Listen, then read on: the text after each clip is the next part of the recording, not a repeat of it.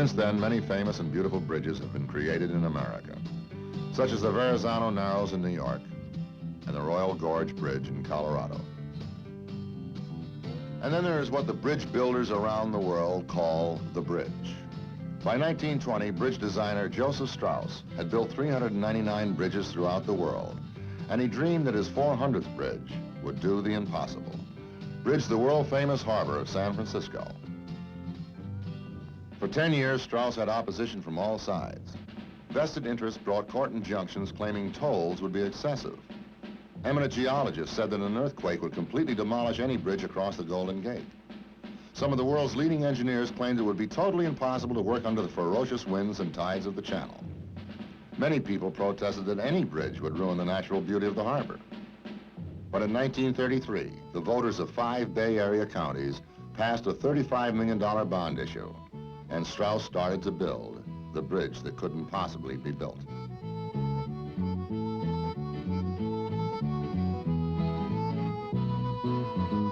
Strauss designed the towers to rise 746 feet above the bay, 190 feet taller than the Washington Monument. He had little trouble with the North Tower since its foundation was on solid rock, but the foundation of the South Tower seemed to be an impossibility. Fighting channel depths of over 300 feet, with currents up to 15 and 20 knots, and winds sometimes as high as 75 miles an hour, Strauss had to construct what would be the equivalent of a 10-story building underwater.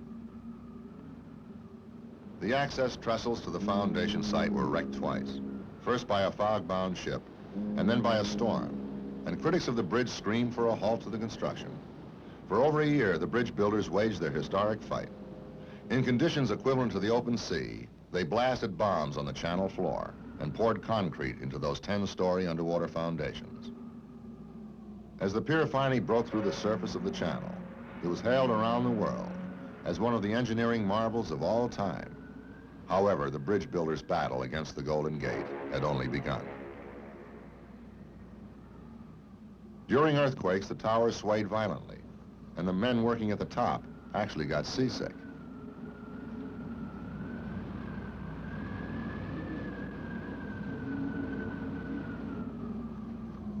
But the towers continued their dramatic rise above the Golden Gate. We're all set here. Are you ready, Barge? Okay, we're coming across. We're riding fair, reeling out fast. The first cable was carried across the channel and hauled to the top of the tower, the first of 80,000 miles of wire. The cable spinning operation was underway.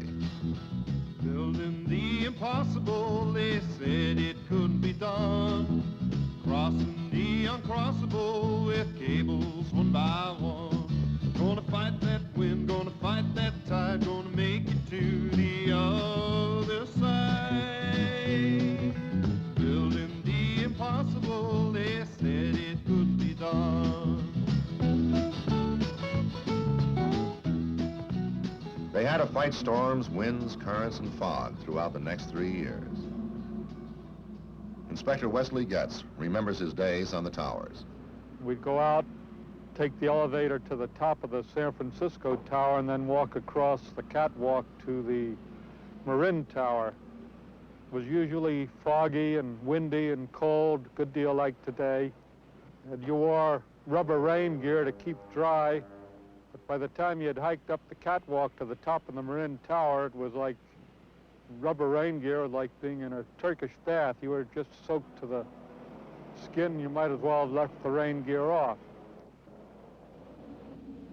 One day, trouble developed out on one of the cables. 2 bridge builders volunteered to climb out and fix the broken work carriage. One of the men, Clyde Hepworth, recalls his tightrope act high above the Golden Gate. Okay, Anderson and I, we got a tube of 6 and set it on 2 of the cables and slid out to clear up the cable. And they were going to bring us back, but they got us scared when we got out there. And we had to walk those cables. We walked from one cage to the other. That made Muggs and I the first 2 that ever crossed the Golden Gate. As the bridge builders continued to fight the elements and fate itself, Bay Area residents watched in amazement as the bridge builders built the road in the sky. Slowly, the great steel arms inched closer together with man's first attempt to bridge a major harbor with the longest single span in history. The huge safety nets under the workmen had already caught and saved 19 lives when tragedy finally struck. One day, a wooden platform collapsed and crashed through the safety nets. There were two men directly under me, maybe 200 feet from the tower. It rolled those two men up like in a cocoon. It hung there for possibly a minute and then broke loose, and that's the last we saw of those two fellows. Those were 2 of 10 bridge builders who fell to their death on that tragic afternoon.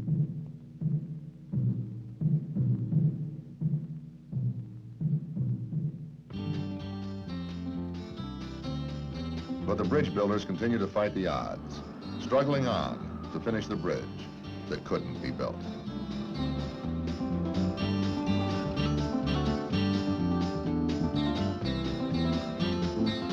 Strauss decided to give the bridge a distinctive color. International orange, he called it. And over 60,000 gallons were needed. But as bridgeman Walter Cathy recalls, not all of the paint went on the bridge. We had a man, he had quite a little time on his hands. And he'd set snares and catch seagulls. He'd paint the tops of their heads red, and then he'd turn them loose. And one day we looked in the paper, and there was quite an article in there about the new species of seagulls with the red heads, and I guess he'd painted half the seagulls in San Francisco. And then in May of 1937, 4.5 years after the start of construction, Strauss completed his 400th bridge. The bridge builders had created a poem in steel.